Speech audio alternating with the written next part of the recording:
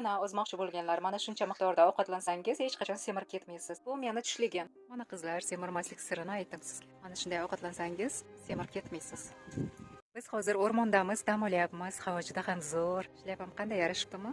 Izohga yozib qoldiringlar. Oyoqlarni yozib o'tirishga mana shunday joy qildik. Shunaqa chiroyli o'rmonni o'rtasida ko'l, ko'rib ko'z quvnaydi. O'zimiz bilan yeyishga narsalar olib kelgandik. Mana shunday qilib dasturxon bezadik. Mana shunaqa ko'lni oldida, o'rmonni o'rtasida endi maza qilib o'tirib, dam olib, toza havodan bahramand bo'lamiz. Mana yoshlikni eslab, kachelida uchyapman. O'rtog'im bilan birga dam olyapmiz.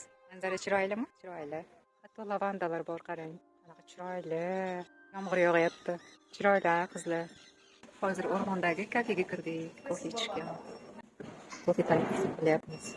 Yomg'irdan keyin issiqqina kofe ichishga nima yetsin, qizlar. Qizlar o'zini selfi qilyapti hamma vaqtdagidek. Shunaqa foydali videolarni ko'rib borishni xohlasangiz, menga obuna bo'ling. Qanaqa videolarni ko'proq ko'rishni xohlaysiz? Izohda yozib qoldiring.